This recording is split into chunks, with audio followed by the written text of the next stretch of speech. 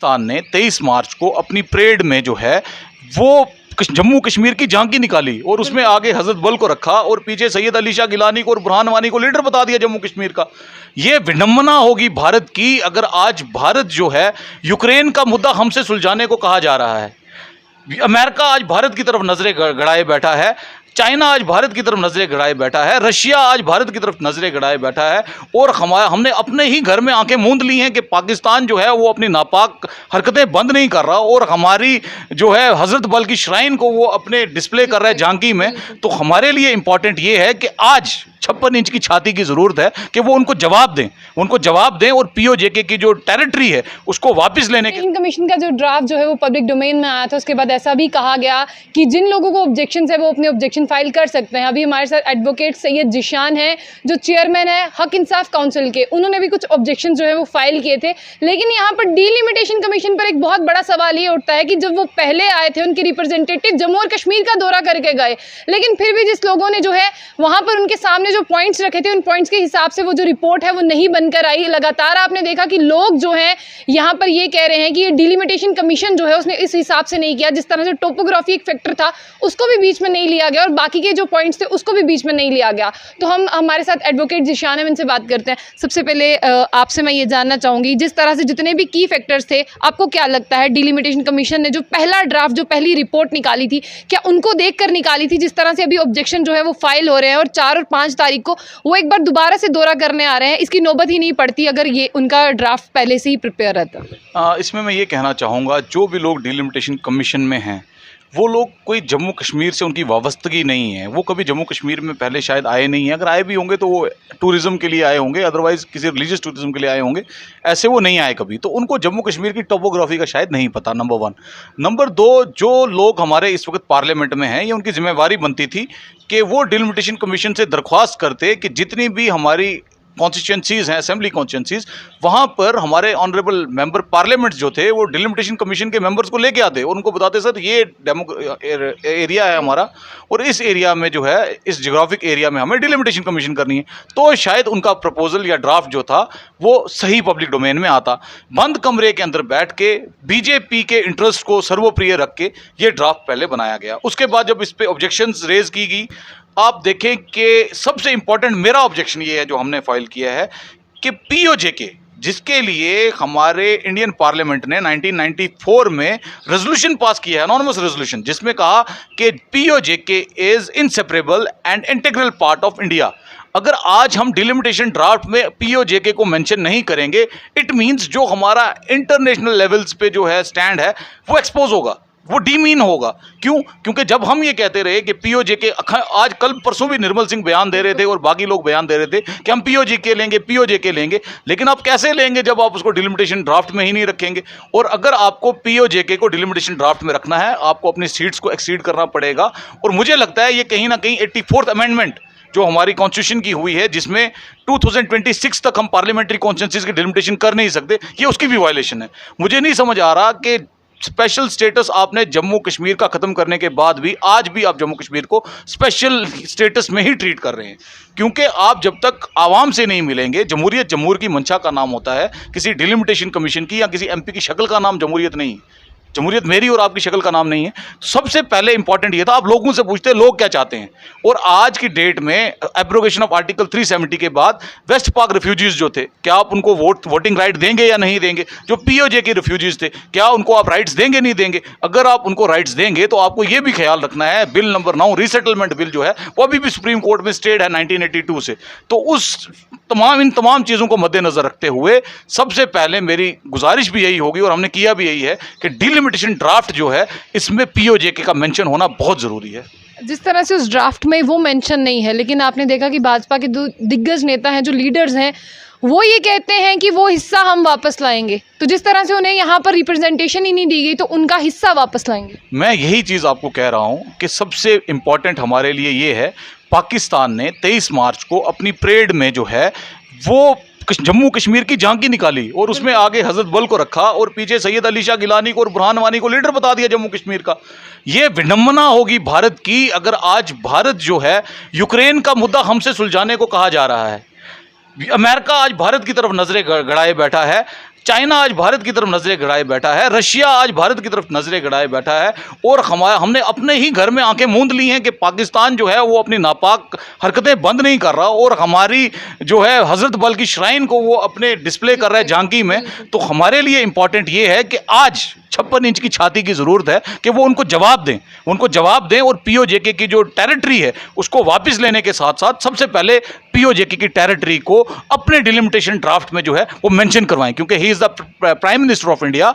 And जो भी हमारे डिलिमिटेशन कमीशंस बनते हैं ये इतने इंडिपेंडेंट भी नहीं है कि इसमें किसी तरह का कोई पॉलिटिकल इंटरफेरेंस ना हो। I am really very sorry to say, but आज की डेट में अगर आप अपनी सिर्फ वोट बैंक पॉलिटिक्स के लिए डिलिमिटेशन करेंगे तो इसका आइंदा जो है वो नतीजे बहुत खराब होंगे। आपने देखा ही होगा जिस तरह से, अगर आप डिलिमिटेशन कमीशन रिपोर्ट की बात कर रहे हैं यहाँ पर, आपने देखा होगा कि सिर्फ बीजेपी है जो उनकी रिपोर्ट से सहमत है, बाकी सारी पार्टीज की बात करते हैं वो मुखालफत उनकी कर रही हैं, बट वो ये कहते हैं कि जो डिलिमिटेशन कमीशन है वो एक ऑटोनॉमस बॉडी, उस पर सवाल नहीं उठाए जा सकते। मैं आपको इसमें बड़े खुले लफ्ज़ों में एक चीज़ कहूँगा, आज हमारी इंडिपेंडेंस ऑफ जुडिशरी जो है वो चैलेंज हो रही है इंटरनेशनली, क्योंकि जिस तरह के वर्डिक्ट्स हमारे सुप्रीम कोर्ट से आए वो अनएक्सपेक्टेड थे। आप कभी भी लॉ के ऊपर फेथ को जो है वो तरजीह नहीं दे सकते, और लॉ में ये चीज़ें बहुत क्लियरली और कैटेगरिकली मेंशन्ड होती हैं कि किस लॉ का क्या स्टैट्यूट है। और हम क्या करते हैं कि जब भी हमारे ऑनरेबल जजेस को कोई फ़ैसला करना होता है, अगर उनको लगता है कि कोई पुराना फ़ैसला है, उस पुराने फ़ैसले को पढ़ के और उसके क्या ओपिनियंस थे उस फैसले में, उसको फिर हम आगे फैसलों में अपने लाते हैं, ताकि हमारी जो जजमेंट्स हैं वो साफ़ हों और शफाफ तरीके से और ट्रांसपेरेंट तरीके से जो है लोगों को जस्टिस इंश्योर की जाए। लेकिन आज की डेट में डिलिमिटेशन जो कमीशन है, इनमें भी आपने देखा होगा रिटायर्ड जस्टिस हमारी जो है वो मेंबर हैं। हम ये एक्सपेक्ट कर रहे थे कि वो फिजिकली, उनको जब 6 महीने पहले मिले, 2 महीने उनका टाइम एक्सटेंड किया गया, क्या वो 8 महीने में जम्मू कश्मीर की जो अर्थवाइल स्टेट की 85 असेंबली कॉन्स्टिट्यूंसीज थी वो खुद विजिट करती, वो वहाँ पर जाके पूछती लोगों से, आप बताएं कि आपके साथ क्या जो है वो प्रॉब्लम्स हैं। आज जो कम्पैक्ट हमारे जो ये डिलिमिटेशन है, इसका एक पर्सपेक्टिव होता है कि कम्पैक्ट रीजन्स की आप डिलिमिटेशन करते हैं जो जुड़े हुए हों।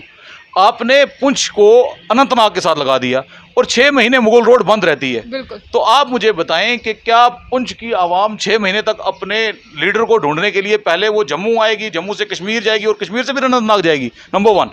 नंबर 2, एडमिनिस्ट्रेटिव जो हमारा सेटअप है, हम एडमिनिस्ट्रेटिव सेटअप में कश्मीर के साथ हम जम्मू के साथ हैं, हमारा जम्मू प्रोविंस है, एडमिनिस्ट्रेशन हमारी जम्मू में बैठेगी और लीडर हमारा कश्मीर में बैठेगा। तो ये क्या है? और मुझे ये कहने में कोई आपत्ति नहीं है कि आपने जहाँ से भारतीय जनता पार्टी को वोट मिलता था, सुंदरबनी और कालाकोट से, उस रीजन को आपने Jammu district, Jammu province, Jammu parliamentary seat के साथ रख दिया।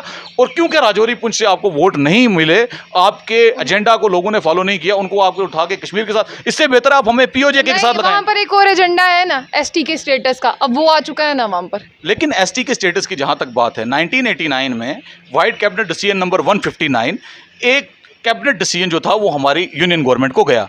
उस वक्त भी क्योंकि कश्मीर के अंदर इंसर्जेंसी थी, मिलिटेंसी थी, लोग जो थे वो वेपन उठा रहे थे और उनका इम्पैक्ट कहीं ना कहीं राजौरी, पुंछ, ओडी, टंगडार, करना, कुपवाड़ा में भी था।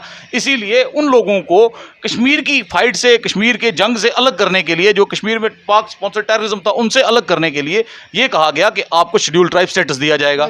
और उसमें इनने गुजर्स को भी मेंशन किया, बकरवाल्स को भी मेंशन किया और पहाड़ीज़ को भी मेंशन किया।